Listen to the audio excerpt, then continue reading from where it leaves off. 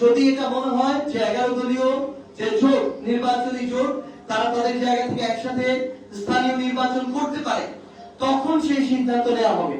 নতুন যে সাংগঠনিক কার্যক্রম, এই সাংগঠনিক কার্যক্রমকে আবার নতুন করে পুরো উদ্যোগে আমরা শুরু করতে যাচ্ছি।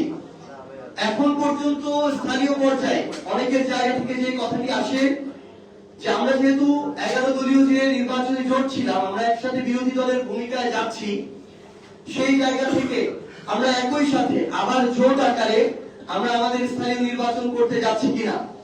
এখন পর্যন্ত আপনারা জেনে থাকবেন যে জামায়াত তাদের জায়গা থেকে বলেছে তারা তাদের জায়গা থেকে স্থানীয় নির্বাচনের প্রস্তুতি এককভাবে নেওয়া শুরু করেছে। আমরা এনসিপি আমাদের জায়গা থেকে আমাদের স্থানীয় নির্বাচনের যে প্রস্তুতি, আমরা এককভাবে আমাদের সেই প্রস্তুতি শুরু করতে যাচ্ছি এবং পুরো উদ্যমে কাজ শুরু করতে যাচ্ছি। শেষ সময় গিয়ে জনগণের স্বার্থে, দেশের স্বার্থে যদি এটা মনে হয় যে 11 দলীয় যে জোট, নির্বাচনী জোট, তারা তাদের জায়গা থেকে একসাথে স্থানীয় নির্বাচন করতে পারে, তখন সেই সিদ্ধান্ত নেওয়া হবে। কিন্তু এই মুহূর্তে আমরা আমাদের জায়গা থেকে দলীয়ভাবে স্থানীয় পর্যায়ে আমাদের যে নির্বাচনের প্রস্তুতি, সেই নির্বাচনের প্রস্তুতি শুরু করতে যাচ্ছি।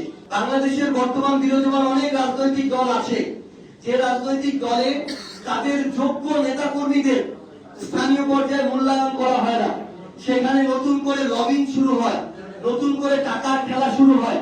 সেই জায়গায় দীর্ঘ সময় যারা কষ্ট করে এসেছেন তাদেরকে তাদের প্রাপ্য সম্মানটুকু দেওয়া হয় না। আমরা আপনাদেরকে আহ্বান জানাই, আপনি যদি আপনার জায়গা থেকে অতটুকু আপনার জনগণের আস্থা থাকার পরও দলীয়ভাবে মূল্যায়িত না হন, আপনার জন্য, আপনাদের জন্য জাতীয় নাগরিক পার্টি এনসিপির দরজা সবসময় খোলা থাকবে।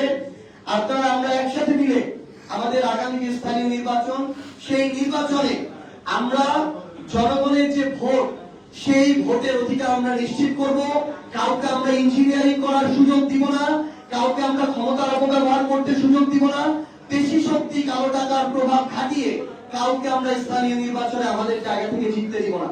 তো আমরা আমাদের জায়গা থেকে এটুকু জানাতে চাই যে আমরা ঈদের পরই আমরা নতুন করে আমাদের এই যে স্থানীয় সরকার, যে আমাদের নির্বাচন পরিচালনা যে কমিটি, আমরা আমাদের সাংগঠনিক যে টিম, সেই টিম নিয়ে বাংলাদেশের প্রত্যেকটি সাংগঠনিক অঞ্চলে আমরা যাব এবং আমাদের এই নতুন করে নতুন উদ্যমে আমাদের এই কর্মযাত্রা শুরু হচ্ছে।